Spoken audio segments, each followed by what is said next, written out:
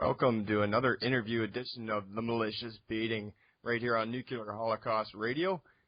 Tonight I have frontman, guitarist, vocalist Andre from Pantheon I, all the way from fucking Oslo, Norway. How you doing, buddy? I'm doing fine. Right on.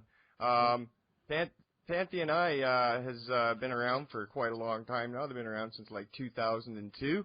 For any of the listeners who don't know who these guys are, check them out. All the members have played in previous bands as well, of course. Andre, we'll start with you. You do, of course, like I said, guitar and vocals. And when did you guys start this project?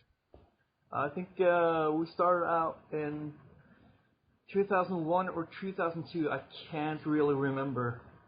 Right. And started out with like most bands, I think, friends gathering up to play metal. Now you were already playing in bands at the time when you formed Pantheon I, were you not? Were you not playing for? Yeah, I played guitars in 1349. Right. At that time, and 2001. Let's see. Yeah, we just released Liberation with 1349 when me and the guys formed Pantheon I. And who all was in on the forming of Pantheon I, the original? Originally, it was the drummer, and that's the drummer in Nautral Fest. His name is Renton, and Sagstad, our guitarist. They formed the band, and I think literally day after or a week after or something, they called me. Okay. Asked if I wanted to join in, because I played in a band earlier with Renton, right, which was called Internal Oblivion. We just had like a side project thing that is extremely hard to find online, but I think some songs might be out. Might be kicking around out there somewhere, right? Yeah, somewhere. Some doofus in Colombia has it or something. Yeah. No idea. And from there on, we made our first song at I think it was the second rehearsal they had, which was my first rehearsal. We made this song called Enter the Pantheon, which we re-recorded and added on the Serpent Christ single released with Worlds I Create album. So that song has actually been with us from day one. But you didn't release that until, like you say, the Serpent Christ single, and that wasn't until, what, 2008 or 9, wasn't it? Yeah, 2009. Yeah. So that song has actually withstand the test of time. The test of time, yeah. Really. Right on. And it's kind of cool to think about that. The first song we made, where everything is all up in the air regarding what kind of genre do we do, how a band forms after so and so many years. You have to like find your thing and your sound. Yeah. Yeah, but we kind of found our sound from day one. Of course, we have evolved from the first day till now. We have evolved tremendously in songwriting and the whole expression. But at least some of the songs have kind of just kept with us. So, yeah? That was in, let's see here, 2003, you finally released a demo. And then you did, I guess your first full length would have been Atrocity Divine? That's true. In 2006? Yeah. And at that time, was it the same members at that time, or did you go through some changes? We gained members, because in the beginning it was me, Renton, and Sagstad who played, and me and Sagstad alternated playing the bass on the demo. And we thought it looked really stupid to not have a bass player on the demo. So sure. So we just found the phone book and just pointed at a name, and that was the bass player. So the bass player on the demo is totally fictitious, and and then we got Tor from Turning for Nine to join us. Of course, I played with him for many years. Before. Yeah. So I was confident that he was the right man for the job, and he has been in the band since.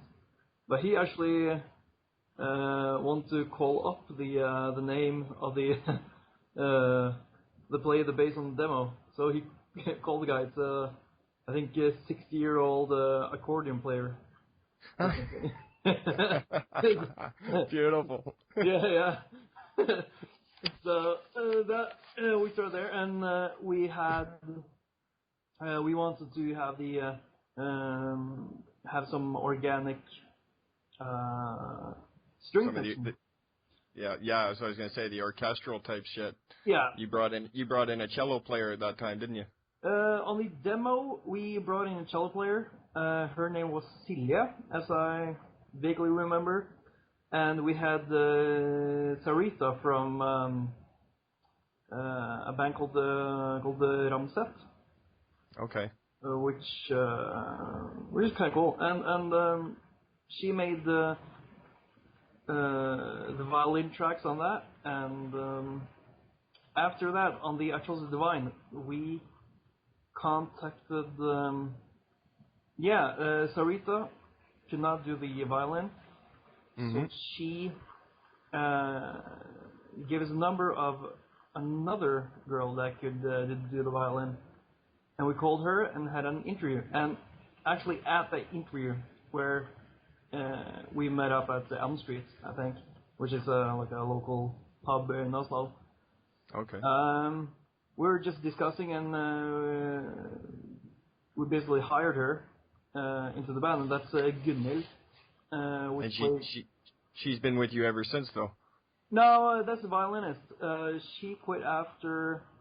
Oh. After I Trusted Divine. Oh, okay. But at that interview, this is getting complicated, but. No, that's okay. We got lots of time, man. I bet you and your audience are highly educated and extremely smart, so you'll probably hang with me here. Oh no, we're good. This is going well. This is, we want to know a little bit about the history of the band before we get into what you're doing now.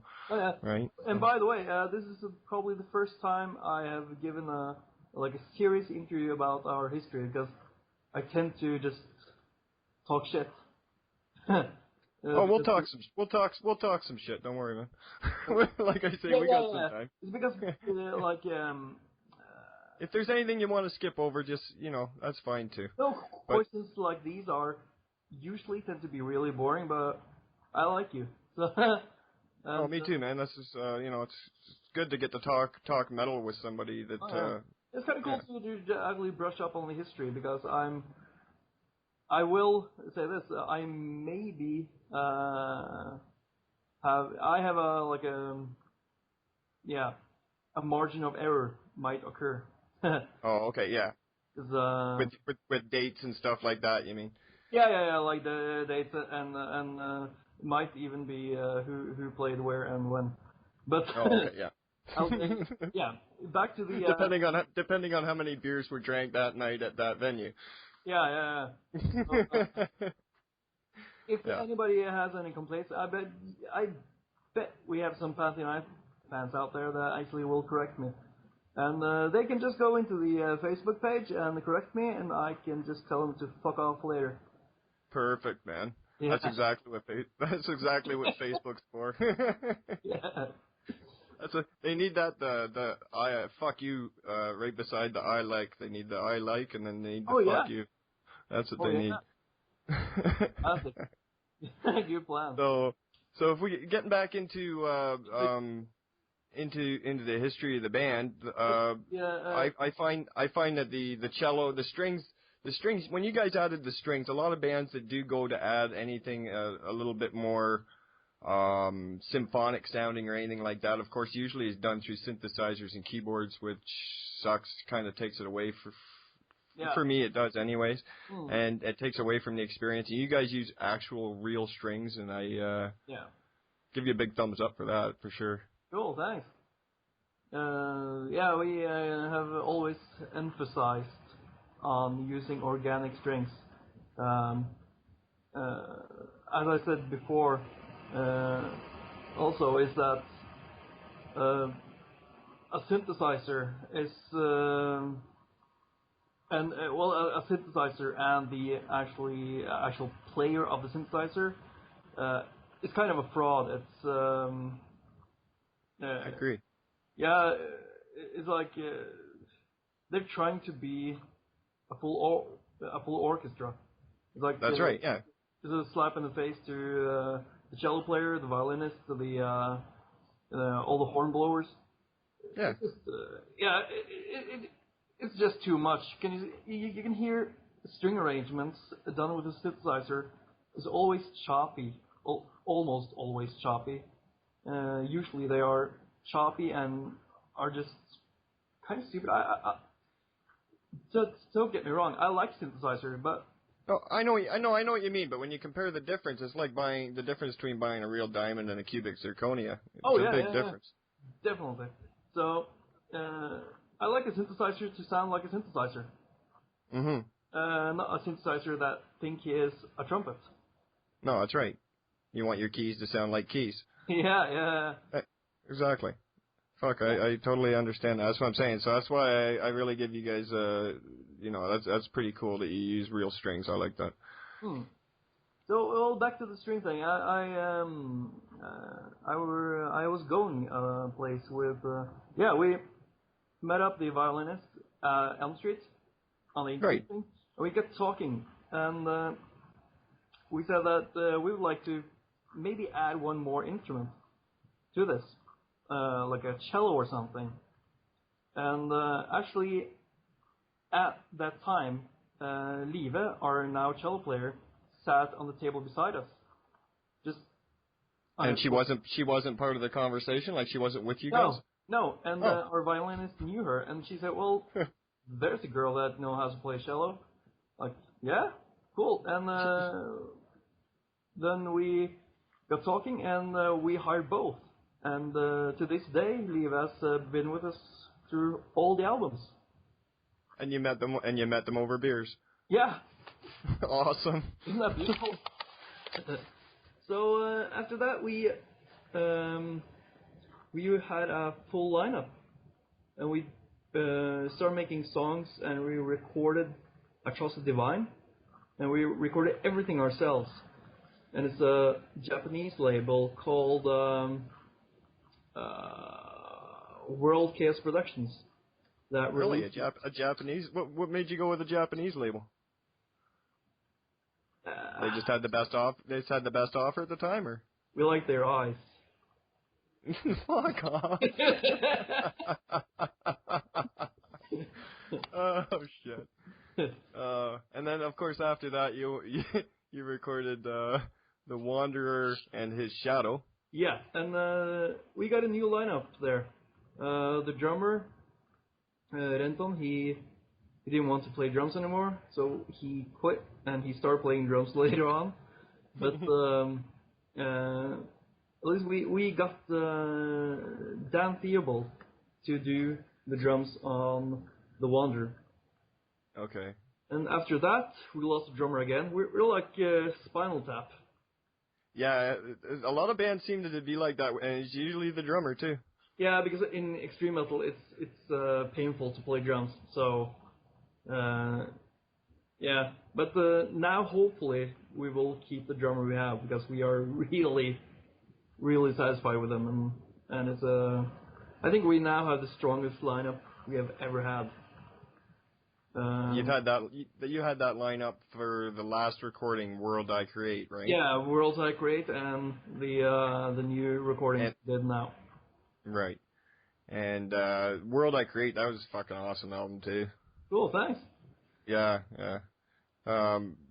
With the cello and everything, it really creates and the violin, it creates a unique sound, because you guys can take your melodic breaks.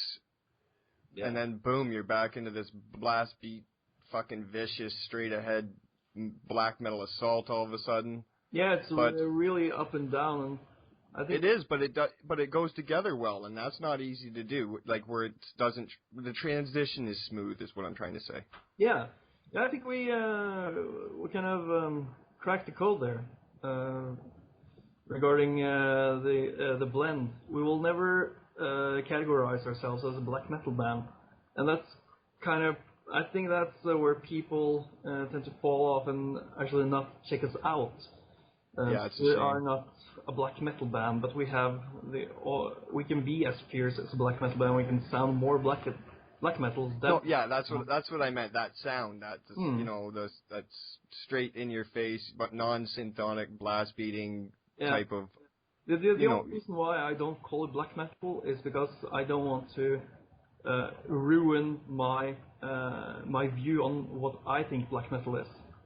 Okay. I think black metal is early Darkthrone and early Gorgoroth, and it stops there. It's like my perception of black metal. I don't want to. Is early 90s is black metal for you then? The very beginning of the second wave? Yeah. Is that what you would? Yeah. Early Darkthrone, Mayhem. Yeah. Yeah, like early Mayhem. A lot of the early stuff from most of the bands that are still active today, I consider real black metal. But I love black metal and I love what we're doing, but it's like I love taking a dump and I love sex, but I don't necessarily combine them. Right on. Not necessarily, eh? Some people. I got that. I got that, Andre. I'm okay with that. No, I understand exactly what you're saying.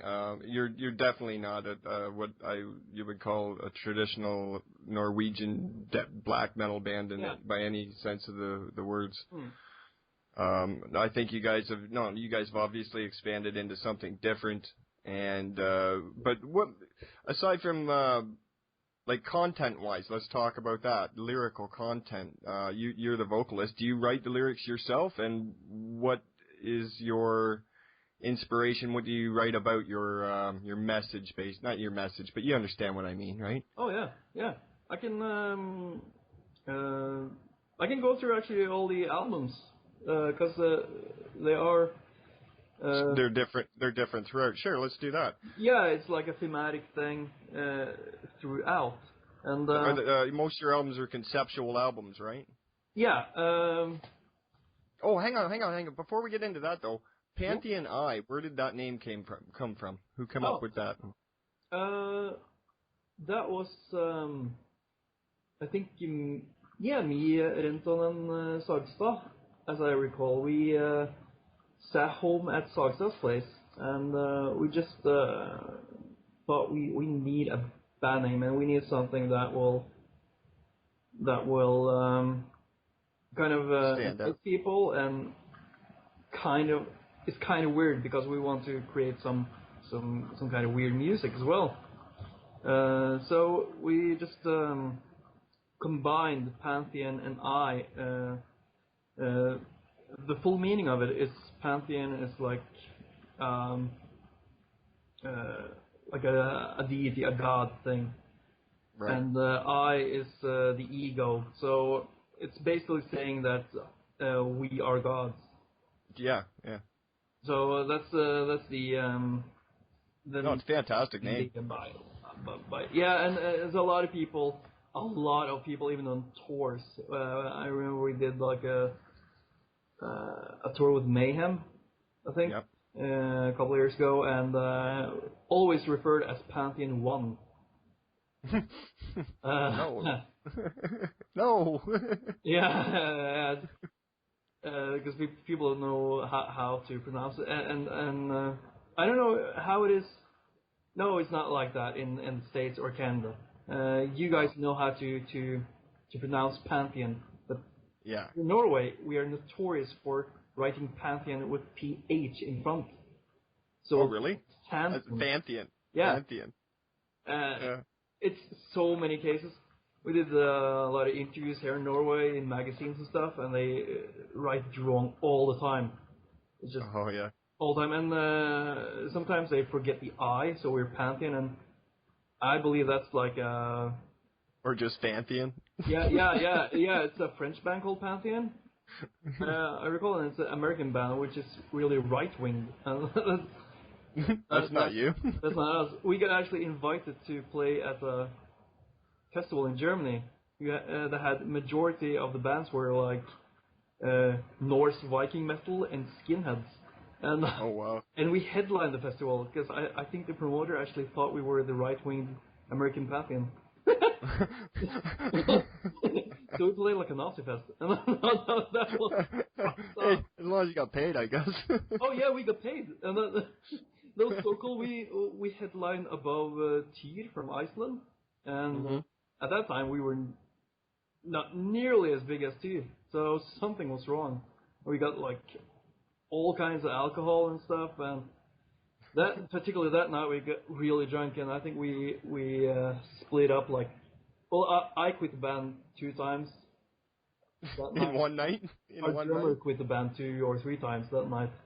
That was like, that was chaos. Oh, it sounds like a hell of a party.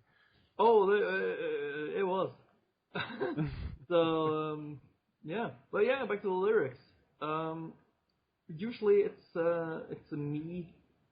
Either I write the lyrics alone, or I get our bass player Tor or Sagstad to help me out. Yeah, like we had some writing sessions for the pre-production that we made the last time now, and it was me, Tor, and Sagstad. We just sat down, and I think majority of Worlds I Create also is me, Tor, and Sagstad that collaborated on the lyrics. But the first album, I think the majority of the lyrics was me, because I had this whole concept. Actually, that dates back to our 7-inch EP that we released by ourselves. Which had 2 tracks called Transparent and Is This a Prophecy? And that was back. Was that back in 2004? That EP? Yeah, that was before I Trust the Divine. Okay. And that was like a pre-recording and a pre-story to I Trust the Divine. The whole concept of I Trust the Divine and the EP is. It's a guy that falls into a coma, and in his coma he is in a house which has a certain set of doors which represent each song. So in each, and when he goes through each door, he faces like a vague memory or like a fragment of his past that he relives. Okay. And that's basically the foundation for A Trust the Divine. It's like a psychological thing. It has nothing to do with religion or anything like that. It's just a pure concept album. Yeah, that's a cool concept too, eh? Yeah, I liked it. It's all about inner thought, all about the psychosis, eh? Yeah. And I was really into that at that time to explore that. And at first, it gave me a lot of freedom to write certain things. But at the end, where we have to like tie up all the loose ends, that's where you kind of hate that you went into concept. Okay, yeah. It happens every time we write stuff. It's to tie up all the loose ends at the end. But with The Wanderer and His Shadow, it was not a concept album. We wanted to do, each song has its own story. Yeah. And it's a lot of the lyrics are based upon Nietzsche, which is really cool. And if you buy the album and you rip off the at the CD tray, you can find shitloads of Nietzsche references underneath there, and that's why we asked for a black CD tray, so you can't see it. You have to like explore. We like that. The whole secret thing where you can just like the hidden treasure. Yeah. And now I'm just spelling it out. Yeah. But hey, the listeners will know that they've had the CD sitting on their shelf for 2 years now, and they'll be going and grabbing it now. Yeah. Fuck, I gotta fucking open this, see if they're bullshitting me. Please just rip it out and put it in the CD player and even listen to the album. Yeah, absolutely. I think a lot of our stuff is not as accessible as we would like it to be, but that's how we make stuff. It's you have to kind of be in the right mood, and you have to really commit to our material to fully enjoy it. I know what you mean. It's kind of our plus side and our bad side. That you can't just put on the album and have it as background music, or just go really fast through it and like a cool trash song. You have to kind of immerse yourself into it. Yeah, which is that's what is necessary when you listen to your album, is to become immersed in it, like you say. Yeah, and that's also the part with the lyrics. It's when you read the lyrics. And try to actually read along with the vocal lines. It gives you the kind of where I stand and where I stood, and can actually go more into it. That's one of those things I actually appreciate with our own material. Kind of just go through a story and go really deep into the tissue there. But regarding lyrics on the Wander in the Shadow, we can go through a couple of songs there.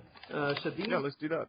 Yeah, Shadim is basically this is kind of, I don't like to say this, but because I want people to have their own versions, and I hope people have. Our fans have their own twist on it. I will reveal some of our songs now, how I wrote it, because I write like what you were thinking about when you wrote it. Yeah, because everybody's going to interpret it a little bit differently, so this will give us some insight as to what you were thinking.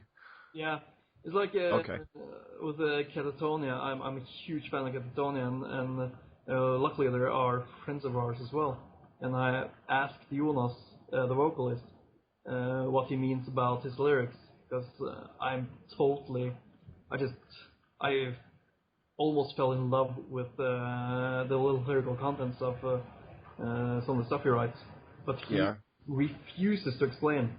And that's one of those things I really like about him as well. But I'll reveal a couple of tracks that are on the Wander. It's the song Shadim on the album. I think it's the third to last song or something. Okay. It's about rape. It's really about from the rapist side first, and then you go to the victim's perspective. And this is regarding a rape of a loved one. That let's say you're a girl and your boyfriend rapes you. Okay. It's a very dark and extremely serious issue, but that's basically what I mean. But it's very symbolic in the raw words there. It's extremely simple, so you'll probably never have figured it out. And the song that is I won't reveal that, but coming to an end the song, Yes. which we really like in our band as well, and we really want to try to make that a part of our live set. But the song is based upon a real experience from my side, so it's a kind of me trying to open my heart and try to in metal, and I think that's kind of cool too, to actually try to dwell into some emotional aspects in this song. Oh yeah. It's so. Oh yeah. I think that's important to add that's how you get emotional songs. Like if it's a personal, like you say, like if there's something personal there for you, then you know you've done something right. Yeah, I think so too, and you can hear the vocals as well. It will be. It sounds more sincere, and it is more sincere. Writing, just take like an example. It's more powerful to actually utter the words "I love you" and scream it and mean it than saying "in the dark forest of the Netherlands" and stuff like that. It's because that just it doesn't do anything. Yeah. So that's kind of the lyrical contents of that album, and let's move forward to Worlds I Create. Yeah. It's basically a huge fist in the face of Christianity. Yeah, it is. It is. I was just gonna say with the with the lead single "Serpent Christ." Yeah. Let's hear about it. World I Create. Yeah, it's it's just us getting really fed up about Christianity and kind of put a nail in the coffin on anti-religious lyrics, anti-Christian lyrics, because we are more into anti-religion than anti-Christianity. We kind of look at Christianity like the obese, retarded kid in the class that doesn't fight back. That's a good description. yeah. That takes up a lot of room and eats a lot of the food. Oh yeah, and it doesn't fight back. You can poke him with a stick all day. Yeah. And he will never fight back. While other religions, they will actually try to fight back, and that's admirable. Yeah, that's true. But I can only speak for myself. So when people are listening to this is me speaking and not Pantheon I speaking when I speak about my own personal beliefs and belief systems and stuff like that. The thing is that I don't think anybody in Pantheon I have a belief in anything. It's that's why we also call ourselves anti-religious. It's we're kind of fed up with it's so easy to poke fun of Christ and fun of God and that aspect, but why not try and go into other religions of the world and see how they work? And that's kind of what we did on our new material. One of the songs that we're going to play here later called Pariah, which is about Hinduism. And we're not bashing anything at this time. We are just explaining. We are telling a story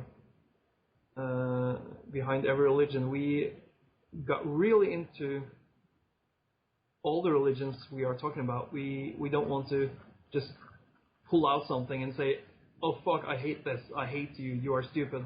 We actually want to go into everything and write about.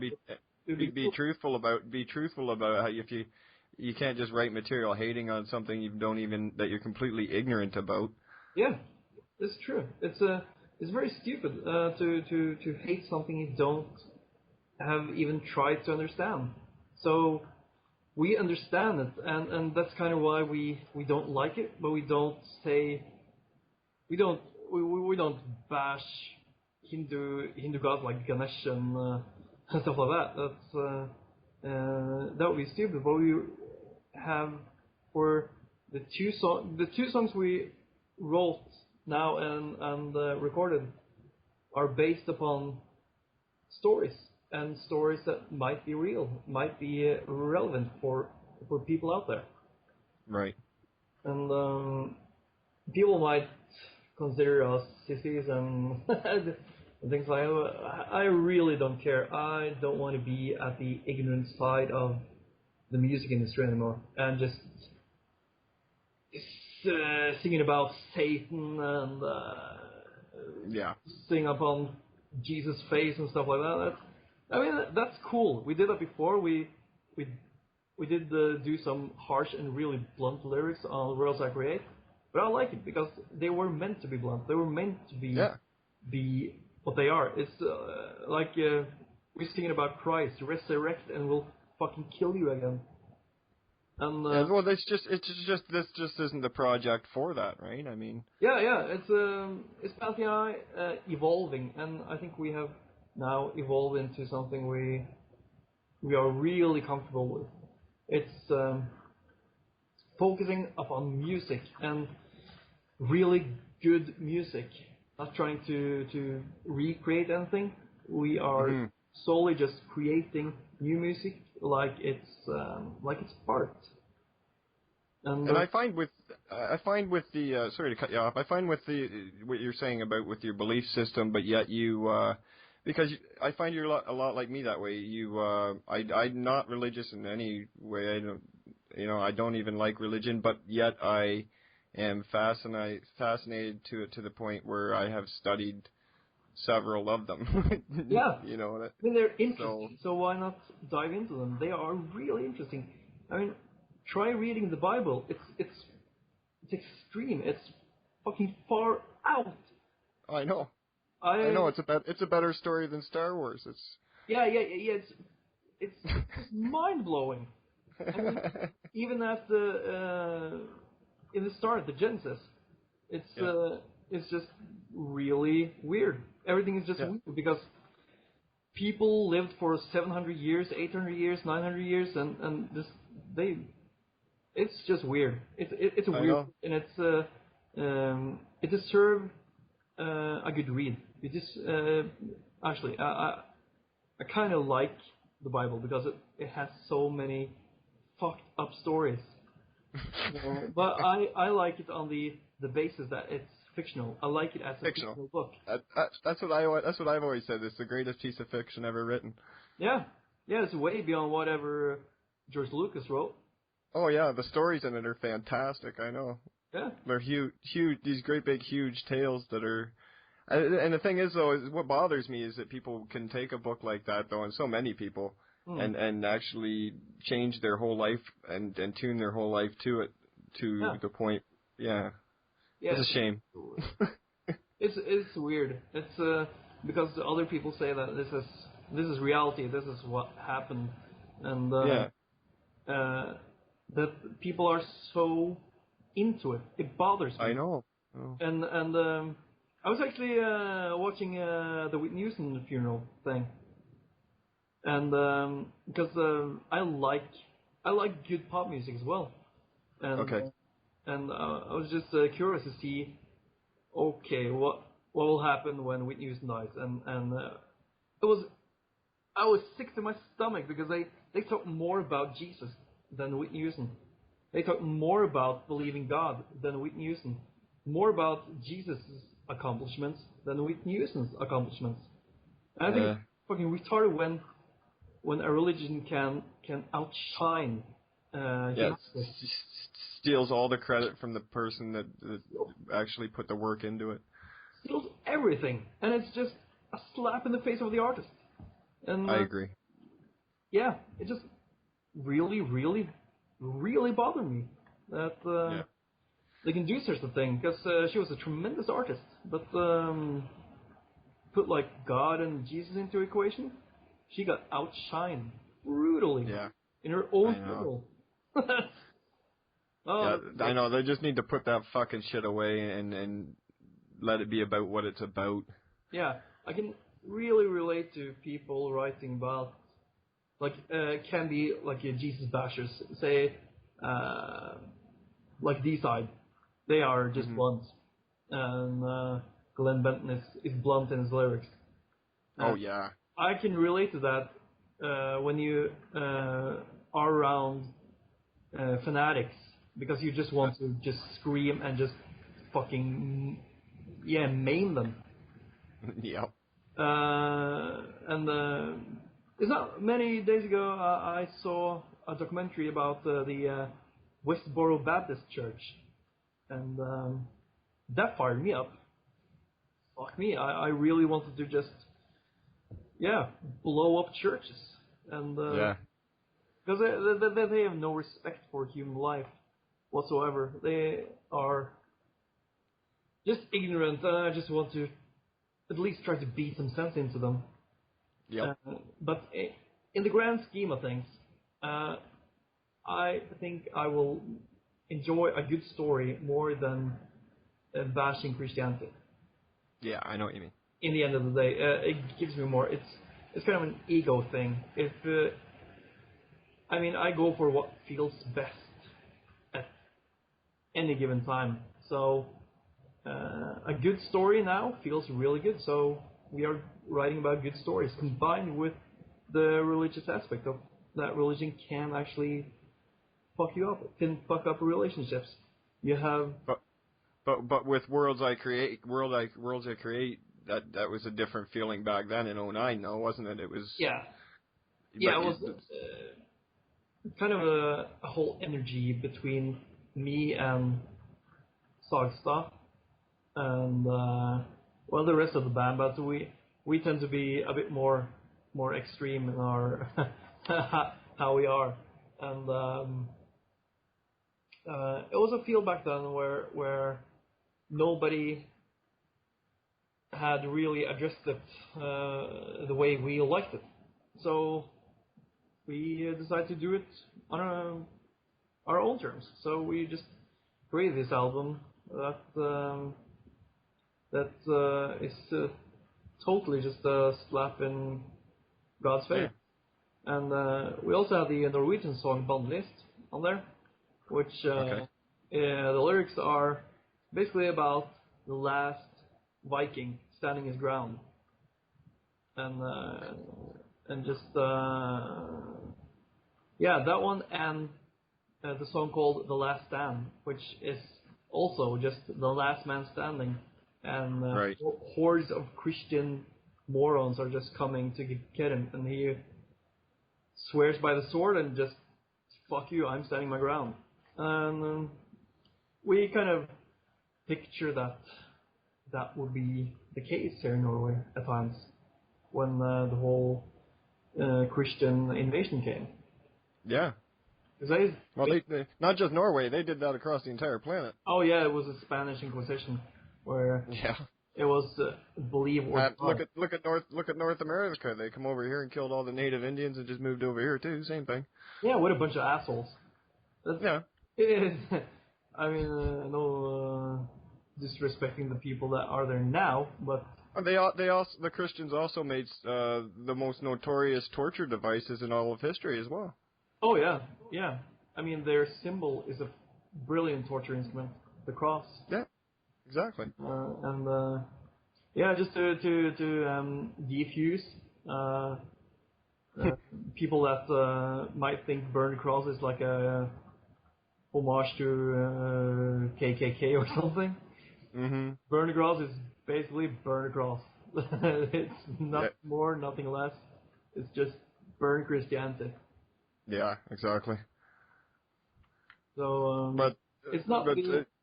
You guys got that out of your system with that album, though, is what you're saying? You're pretty much done with. Yeah, I feel I have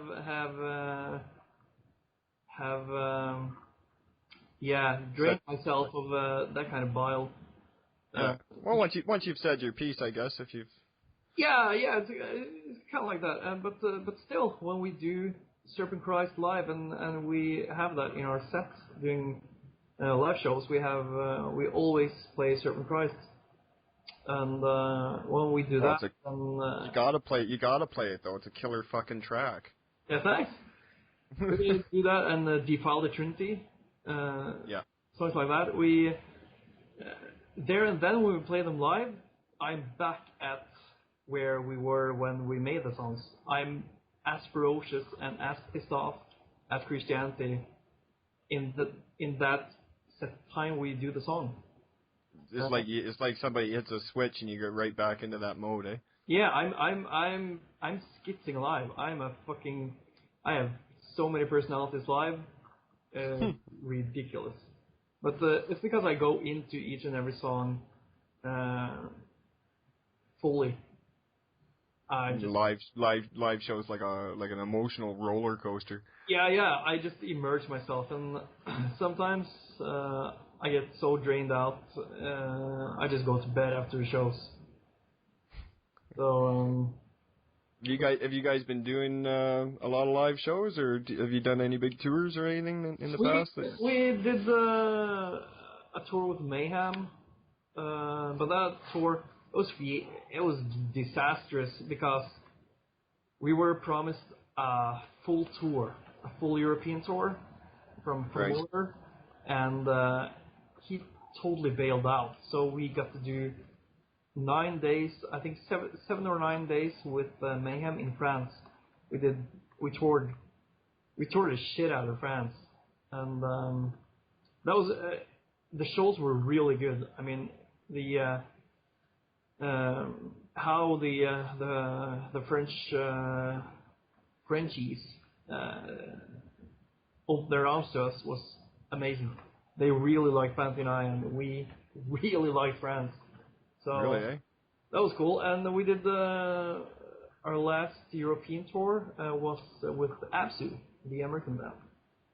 Oh yeah, I know Absu, yeah. Yeah, and we stole the guitarist after that tour. So you what? Yeah, we stole their guitarist, Atheris McKay. Oh yeah, you guys run 3 guitars now, don't you? Yeah, we had this elaborate plan that our cello player were to seduce the guitarist of Absu, and successfully she did, and she married him. So get out of town. It's true. Really, well, eh? Probably not the plan that we had this elaborate plan, but the cellist actually married to the guitarist. Oh, that's wicked. Yeah. So he moved to Norway and he joined Pantheon I, so I do not play guitar in Pantheon I anymore. And that's real. So now you're just doing vocals. Yes, and that's also one of the reasons why I can actually immerse myself into the songs more. I felt that when I was doing guitars and vocals at the same time, I felt I was kind of pulled in both arms, and not be able to be the guitarist, not be able to be the vocalist. So now I can be 100% the vocalist, and I really, really like that. Yeah. Now you can fully explode on stage as the one role instead of feeling stifled and battling between the two.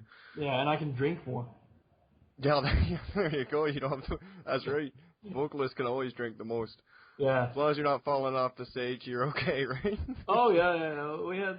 We did a 2-date thing in Russia, in Moscow, and me and Sagstad and Tor, we came there 4 or 5 hours before the drummer and our cello player got there. We went with separate planes, and when they got to the venue, me and Sagstad and Tor, we had finished off 2 bottles of vodka. Oh. And we were fucked up. And there was a TV station there as well, as I can recall, filming and interviewing us. We did the show though, so but we'd never been that drunk before or after. That was like ridiculous. Yeah, you gotta put limits somewhere, eh? Yeah, and you have to test the limits. So we really tested the limits during that show. Oh, vodka though. I don't drink vodka anymore. I tend to black out on vodka. I usually stick to either the whiskey, the beers, or the rum. All right. Yeah, right. What's your beverage of choice? Vodka. Vodka is, eh? Yeah. I'm a champion when I get vodka. Dude, it's what I prefer to drink, and I kind of mix myself. What do you got? You got some You got some Russian in you don't know about, or what? Maybe. I am. That's all they drink in Russia, isn't it? Vodka. Yes. And I was so stoked when we got to play Russia. Russia and Finland are like they grow up on this stuff. Yeah. And yeah, you must have got some good vodka when you were over there in Russia too. It was excellent. That's kind of probably why we drank the bottles so fast as well.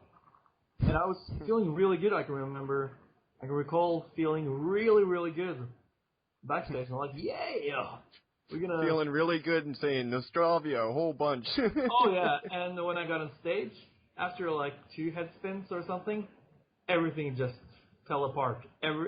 It's because I got my blood going and circulation going, and the alcohol just smacked me in the face. Oh, for sure. So hard. Me and the guitarist, we were like stumbling on stage, but we played through the whole show. You managed to stumble through it anyway. Oh yeah. Right on. Oh, that was a good go. The plus side in Finland, where every time we've been there, we have done 2 tours, I think. 1 tour with Kvebek, and 1 tour with a band called Enoking Crescent. They have saunas there that you can detox in the day after. Perfect. Yeah, that's so cool. I really like that, to just sit and sweat everything out and go on stage again and do the whole routine. Yeah, being night fucking brutal metal and drinking, and then the next day in the spa in the sauna. Yeah, it's very sweat. It's what keeps people going again. Because when I get too drunk, like really, really too drunk, the only thing that can get me up to do a gig the day after is the sauna. So Finland's good because then I can just get shit-faced. And what, so out of your European tour, where would you say was you said your biggest drink fest was over in Russia, but where would you say the wildest place was that you've been? Like, as far as the crowd goes? The crowd? Yeah. Probably France, yeah. France? France. The first couple of gigs we did in France with Mayhem was amazing. How the people responded. It was amazing. It was mosh pits all over the place, and people fighting. That was cool. I like that. That always adds entertainment. Oh yeah, it's entertainment. It's just cool that our people our music can trigger people to do stupid things. That's kind of cool. Yeah, fucking right, isn't it? Yeah. Other than that, really good memories are when we did Summer Breeze Festival last year. I think it was last. Where was that? Where's that, in France? Summer Breeze is Germany. It's Germany. Really big festival. That was really cool, and I love doing festivals. Basically, just festivals, and I would really, really love to do to come to the States, especially Canada. I really want to do shows in Canada. Fuck, that'd be really cool, man. That'd be really cool. Get you guys over here. I mean, the thing with Canada though is it's big, like Russia. So to get from one side to the other takes quite a while. It's quite a bit bigger than the United States up here. Yeah. Yeah. But that's kind of where you guys in Europe, you guys got it made that way as far as touring goes, because your countries are also so small. Yeah, we're crammed together. It's so weird because when you are in Europe and Scandinavia and stuff, you can drive for 6 hours and you get to a whole new country with a whole new language. While in the States, drive 6 hours, you have the same language, you have the same, everything is just the same. And over here in Canada, if I wanted to drive coast to coast, you're looking at 4 or 5 days, eh? Yeah. Of straight driving. 4 or 5 days you can drive through Europe. That's well, it's crazy. Not, but you can get through a lot of countries. Yeah, that's what I mean. So I would like to. But no, it'd be great to get you over here. I'm sure the Americans and us Canadians, I know we'd love to see us. Yeah, no, also, have you ever been over here aside from touring? Like, have you ever been to North America for Never. Never. Never. I really would like to go, and I kind of promised myself I won't go to the States unless it's with the band, because I want my first time to be there to be something productive and be something really, really memorable. Well, if you do ever hit the States, you make sure you remember that we're not far, man. We're just north of you. It's just the case of actually getting promoters that dependable. Dependable. Want to take a chance to having Pantheon I over in the States, because it's always a gamble, because we have never been there before, and it's always like a gamble to. Yeah, you don't know how well received you're going to be in a country you've never been to. That's true. So yeah. We just need a promoter and a booking agency with balls to actually do it. And I'm confident that we will raise hell and fucking burn crosses all over the place. Well, and another thing is getting the work visas in order and all that bullshit too. And that can always be a bit of a pain. Yeah, it's a lot of bullshit to have to go through, but that's what you need to do. And we definitely need to get you over here. That's for sure. I'm in Toronto. I don't know if you know anything about geography. I'm in Toronto, Canada. So I'm just a few hours north of New York. Oh, that's cool. Yeah. So it's probably I guess it's the biggest city. We got a few big cities up here. Ottawa, Toronto. Yeah. My buddy Pilly out in Vancouver. Shout out to Pilly. Pilly's DJ here on Nuclear Holocaust Radio as well. Right. Friends with Patricia, actually. And our manager. Yeah, your manager. That's a shout out to Patricia. She's really cool. Yeah, she is very cool. I've had the pleasure of doing some work with her and several of her bands, and look forward to doing more in the future. So as far as touring goes, I guess you're not doing a tour or anything right now because you're probably waiting to release this new album, are you not? Yeah, we have recorded 2 tracks now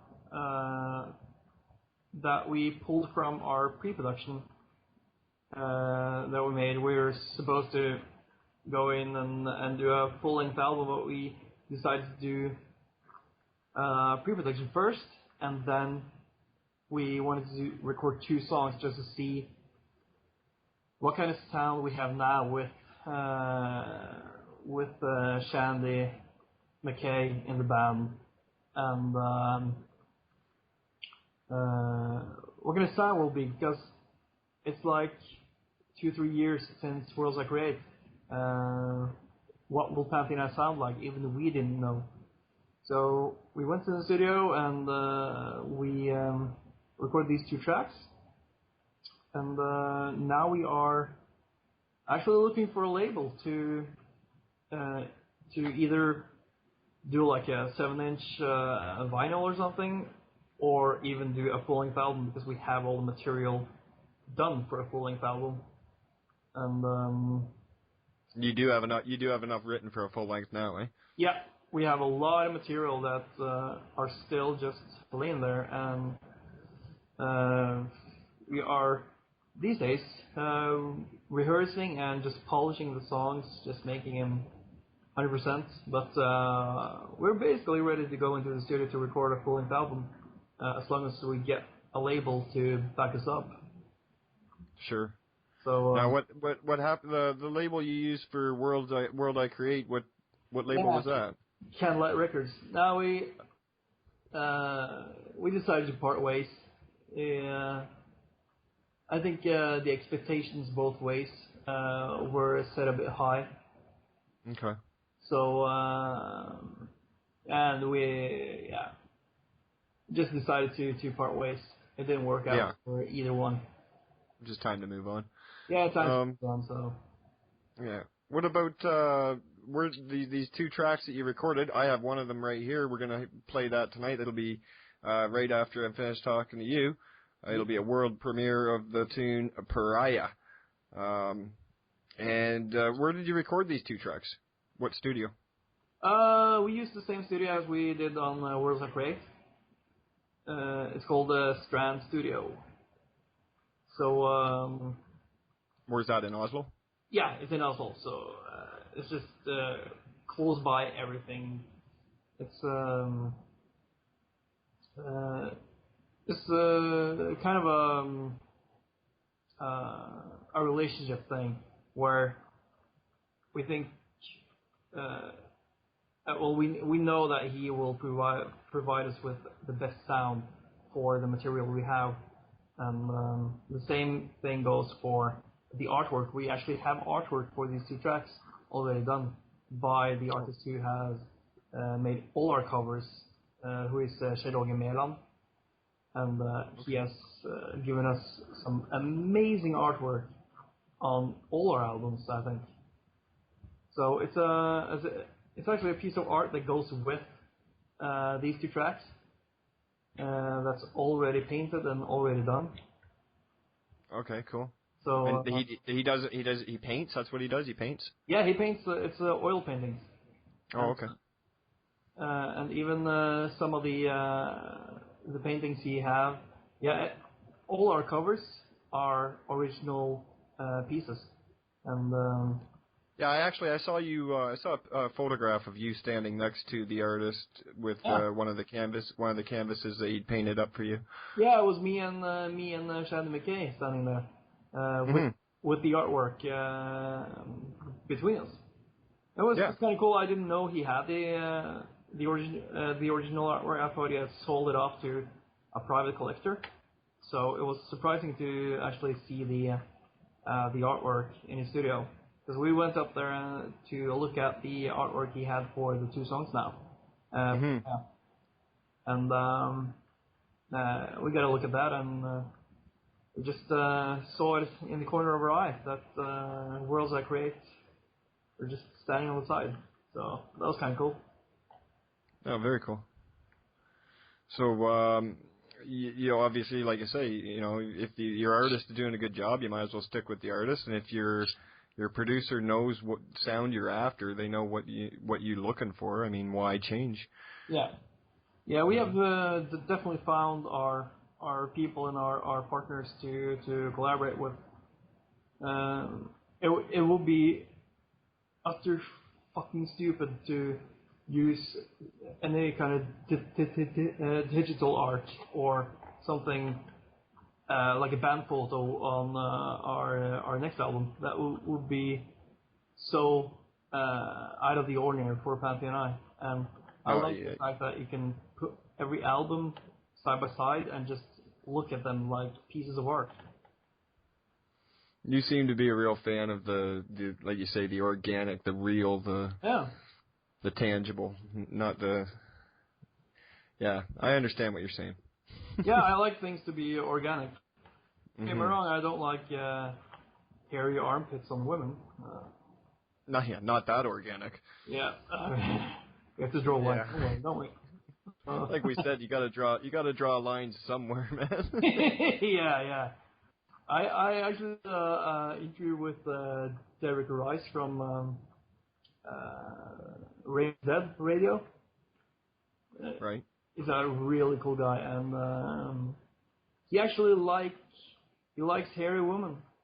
That's fucking cool. I really admire that. I like people who are just upfront honest about what they like and what they don't like.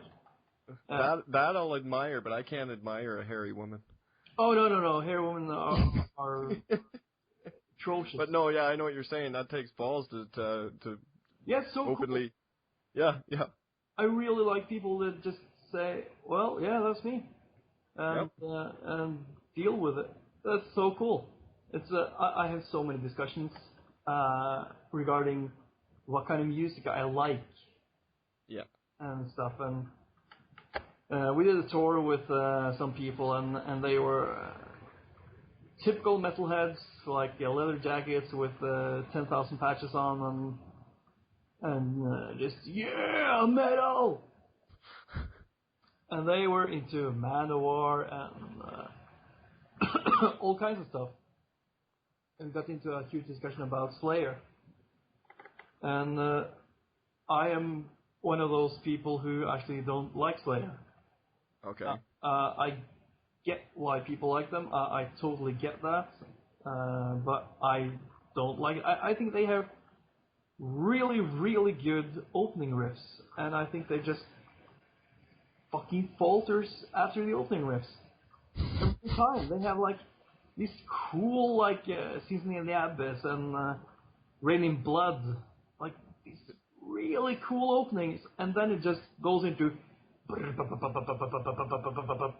and just dude, don't stop with good riffs.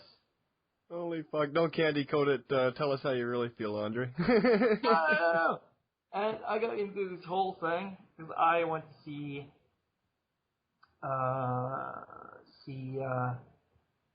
Slayer and Slipknot. Yeah. Same gig, and I love Slipknot. That's one of those things in the metal scene. It's like swearing in the church, as I have learned, that I liked Slipknot and not Slayer. And people are like, what? Mm-hmm. You're not metal. You know what Slayer stands for? Like, I really, really, really don't care. Because I like what I like. And if I like it, how can you convince me with words that Slayer is better than Slipknot? It will not happen. So just I won't. With it. Yeah. Oh, that's good for you for fucking voicing your opinion, though. Yeah. But I totally get why people like Slayer. It's just, I don't like it. I much rather prefer to go to any, like, Slipknot gig or even Linkin Park. But hey, believe it or not, I've seen both of those bands. Have you? Oh yeah. I've seen Slipknot. I haven't seen Linkin Park, and I'm not embarrassed to say I fucking like Linkin Park.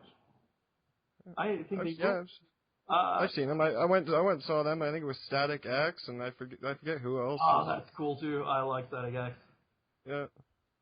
I've seen all the. I mean, I listen to all kinds of, not just metal either. I listen to all kinds of music. I mean, everything. I've seen bands from Ministry right down to, oh shit, all kinds of stuff. I tend to lean to the heavier side of music, but the darker side too. Yeah, but it's like you have to go into it without having any preferences as to what metal should be like. When I go to Linkin Park, I basically go to a pop concert because I think they have really good, catchy songs, which are usually pop related.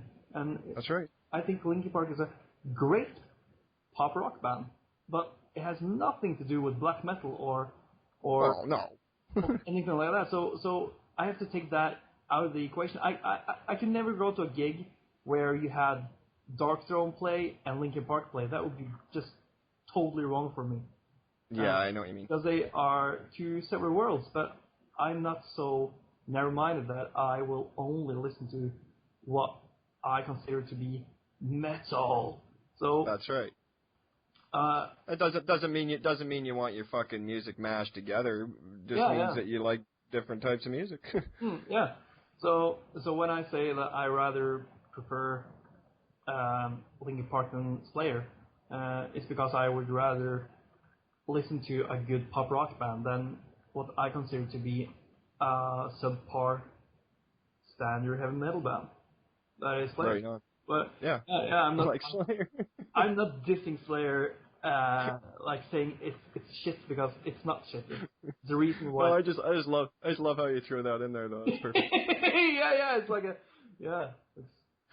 Oh shit. So, well, speaking of other musics, what else do you like? Like you say, you like Linkin Park and Static X and shit like that. Or what else do you listen to? Anything else? Or my favorite artist of all time, I think, probably is Metallica, because they are the reason. Kirk Hammett is the sole reason why I started playing guitar, and I think my main two bands I can't select one above the other. yeah, it's Metallica and Nirvana. Who? Nirvana? Yeah, Nirvana. So. Oh yeah. I'm basically like a metal grunge guy. So okay. If you give me anything from the grunge era of '90s, like early Pearl Jam and Soundgarden. Yeah. Anything like that, I'm sold. And Stone Temple Pilots, Alice in Chains. All the old stuff. I agree with you. All the old good. stuff. It's so extremely good. Yeah.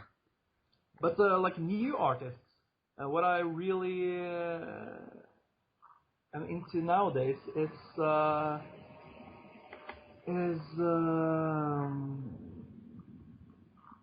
let's see here. I have so many. You're looking through Are you looking through a playlist right now? No, I'm actually staring at my collection of Star Wars bobbleheads. Oh, okay. yeah. But hold on for a second. Sure. I'm gonna just go over to my CD rack and see. Oh, let's see here. Oh yeah. By far, my favorite artist nowadays is Katy Perry. Now you're being sarcastic. No, I'm serious, dude. Have you? You're being straight up about that? Oh yeah. Oh okay. Oh yeah, by far. But I'm more into the. I haven't heard her latest album, but the album called "What Kind of the Boys" is fucking tremendously good. Far be it for me to judge you, man. I have never really listened to any Katy Perry. Oh no? No. I really like her. I think she has some of the best written pop songs almost ever. I can't say ever because one song in particular, I really like Adele. Yeah. But I only like one song of her, but I think that song almost outshines everything written on the face of the earth, and it's "Set Fire to the Rain." Oh yeah. I think she's got a voice that can make your skin crawl, eh? Yeah, fuck me, it's so good. Yeah, it's like she's got this haunting voice that just goes right down your spine. Yeah, I mean, it's the lyrics for "Setting Fire to the Rain" can easily be translated to some black metal thing. Yeah. And the power of the song, for some reason, it just gave me chills like I never had before. It was just amazing to hear that song. And that's one of those things I actually see in Katy Perry as well. So some of these songs, which are not as popular as her very upbeat pop songs, it's her ballads. I'm a sucker for a good emotional ballad. Mm-hmm. That's not cheesy. I mean, I have to say that if it's cheesy, I will like it. But I like these really, really sincere good ballads. They are really, really talking to me. Yeah. The one, like we say, when an artist puts something personal into a song, yeah, it kind of comes out. It shows. And yeah, I'm not talking like extreme more than words and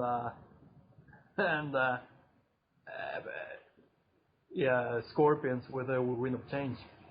No, I know what you mean. I hate those songs. But when you get like, and when I say ballads, I include songs like Brothers in Arms with Dire Straits, which I think is a tremendously good track. And of course, so some of the I like actually the later Pink Floyd than the earlier Pink Floyd. Oh yeah. I really like the Division Bell album and Yes. A Momentary Lapse of Reason. That's one of my favorite two Pink Floyd albums, and it's because they have the chill songs there are so fucking good. High Hopes is probably one of the best tracks of Pink Floyd, I think. There's even a couple tracks off Relics that is really awesome too. Yeah. No, Pink Floyd were an amazing band. There's no debating that. Yeah, they were amazing.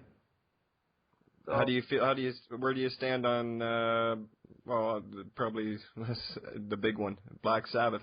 Where do you stand on them? I really like Black Sabbath, but I'm not like a Black Sabbath head. I'm not. No, but you respect them for what they've done. I respect them through the roof. I think they are really good, really good band. I mean, even though they have these weird ass releases that Tommy Iommi just took the name and put the Black Sabbath title on, has its merits. I mean, some of those albums are actually good, but the really good stuff is early Sabbath. When you have the song Black Sabbath, is one of the darkest, eeriest songs in the world. And it's still, I agree. After, what is it, like 30 years or something? 30, 40 years? Yeah, 30-something. Yeah, it's insane that those three to four notes that they have in that riff is still, it's the most eerie song I ever heard. 72 actually, so 40 years. It's 40 years old! And it's 40 years. Those 4 decades. 3 to 4 notes still are the heaviest and the most eerie and scary tones ever created. And that has to count. And they're still relevant in metal today. I mean, those. They are. So I'm really excited about they having the reunion. I'm not as I said, a huge Sabbath head, so I can care less about one of the members not being with them, but I will definitely go to see them. Yeah, I had the pleasure of seeing them with all the original members with Ozzy when here in Toronto they played the Skydome for the reunion tour back. I don't know, it was a while back. Pantheon was on the bill though. Oh, that's cool. Yeah, I got to see the last show Pantheon did here in Norway. You got to see it? Yeah, I got to see the last show they did in Norway. Awesome. So that was really cool. It was back when they did the Reinventing the Steel album. And Phil had this huge-ass beard and long hair. That was so cool. I really liked that. And a lot of friends of mine weren't at that gig, and they were so pissed off at me that I got to be there. How as far as hometown goes, you guys get good hometown support at your shows and stuff, or? Yeah, I mean it all depends, because here in Norway the scene is totally different from once you cross the border. So here in Norway, it's like huge bands that are doing tours in states and all over the world from Norway are almost laughed upon here in Norway, because it's such a hard competition internally here in Norway to be in a black metal band or an extreme metal band, because we have so many good bands originating from Norway. So everybody is comparing it to either Satyricon, Dimmu Borgir, or Immortal Emperor. We have so many high-end bands in that spectrum, so it's hard to actually poke through the fog here. And that's understandable. Yeah, so it's hard to say. It's hard to be a successful band here in Norway and play the music genre we do. So the support we get here are it's okay, but it's not by far what we get once we cross the border. Internationally is where it's at, eh? Yeah. It's weird because you have to kind of like readjust yourself when you have been on tour, where you are somebody, to come back to Norway where you are nobody. Well, I guess I guess right now, you're waiting to find a label for this new album. Then you'll lay that down, and then maybe you'll hopefully can get you over here to North America and set up some shows in Canada and the States, and that'd be kick-ass. So what's the main attraction in Canada if you're gonna sell? Why, as far as cities, what cities you mean? What should we see? Oh, what to see? Fuck, there's not, let's see, out west you just got mountains, so it's pretty much like back home, I guess. Mountains, yeah. Here, I'm in the Great Lakes area, like I say, just up past all the lakes north of New York.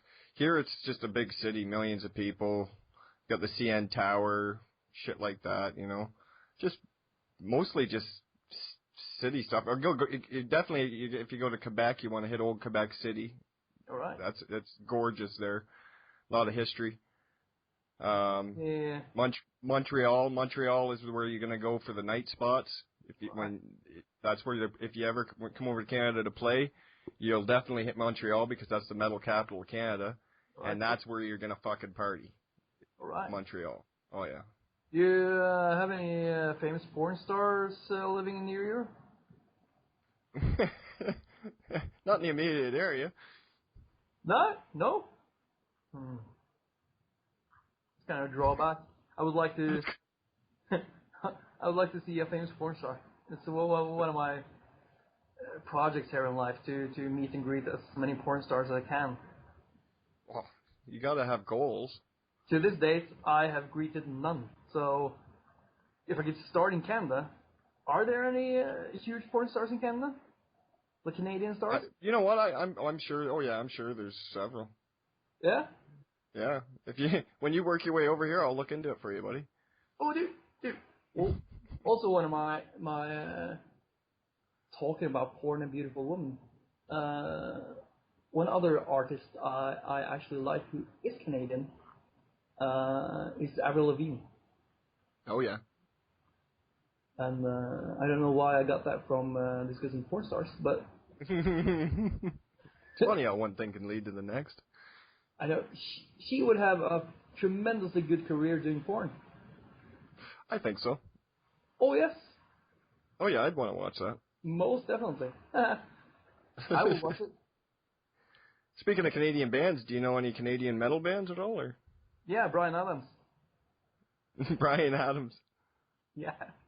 How about heavy metal? You know any metal up here? Heavy metal. Canadian. Not really, eh? Isn't Anvil from Canada? Yeah, absolutely. They're from right. They're pretty much my neighbors. Cool. Yeah. So I could meet them. That's cool. Yeah. They're right here in Toronto. I died laughing and crying when I saw their documentary. It was a great documentary, eh? I felt so sorry for them. Oh yeah, I know. But I can also relate all those small things that just happens to them and how just shit went down the drain. I can totally relate. It's so. I mean, it's reality. It's how it is. I thought it was great watching when it finally come to a hilt when they were on tour and they didn't get paid over in Prague and. Dude, that was hilarious because I've been in that situation. And it's so fucked up where the promoter just don't pay up and. Yeah. I've seen shows where I've seen a show where a promoter dipped out of the show before the band even come off stage. Yeah. They never got paid, and by the time the band was done, the promoter was gone. I've been in that situation as well, and it sucks. It's just, but it's how it is. So yeah, unfortunately, it will never shock me, but it will. We have our our methods of getting the money. Either way, we will find that person, and yeah. Well, we got a band over here in Canada. They're a technical death metal band that started up. Been around for a few years. They just did their first album. Last year they wanted to do Canada-wide tours, so my buddy Pilly took care of the West Coast, a lot of the West Coast stuff, and then I took care of the East Coast bookings. All right. And the one show that they played over here while we were in Toronto, we played. I got them to play Oshawa, which was it wasn't a great turnout. And the band was standing up against the bar with long faces, and they were looking rather upset. And I'd come in from having a smoke, and I went over to them. I said, "Listen, guys, don't worry about it. Just go up, play. You're getting paid regardless." You know, because I promoted that show. I said, you're getting paid regardless. Yeah. Just pay. Have here's some beer tickets. Have a couple beers. Chill out. And they were like, "Whoa, we're getting paid still?" I said, "Yeah, you're getting paid. Don't worry about the turnout." They were like, "Oh, okay." And you could see just a sigh of relief come over their face. Yeah. Oh, yeah. Oh, we're getting paid? Oh, okay. Yeah. It's a brutal world if you're going to try to make it in the metal industry. So, yeah, it is. Also, a lot of people have normal jobs. Oh, yeah. Yeah, it's pretty hard to support yourself solely on your music. Yeah, you need a tour. That's everybody's lifelong aspiration as a musician would be to be able to just do that for a living, but not a lot of people can get to that level. No, it's you have to be, you have to make sacrifices, a lot of sacrifices as well. So especially in metal, like if you want to make it big, you want to go pop star or something, not metal. Yeah, pop star or start. Like a Dodge. Learn how to rap. Or something. Country. If you want to make money, learn how to rap. What? I say if you want to make money, learn how to rap. Yeah. Definitely. That's a money maker. Yeah. Unfortunately, it sucks. Yeah. And but all right, man. I really appreciate you joining us here on Nuclear Holocaust Radio for this interview, man. It's great to get your voice heard up here in Canada. And right shortly here, we're gonna play this song "Pariah" for the first time ever on radio.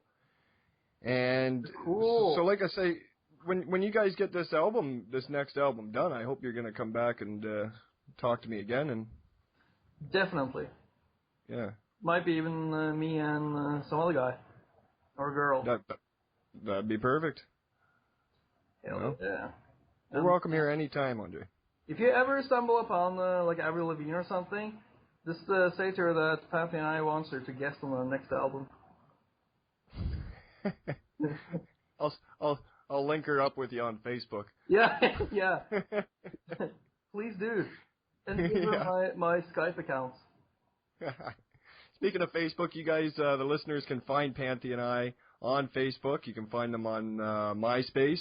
You'll see them all over YouTube as well.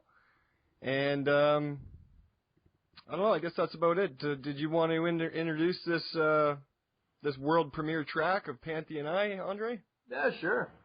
Yeah, this is from our last recording, not released. This is a world premiere. The song is called Pariah. All right, on Nuclear Holocaust Radio. Keep it locked.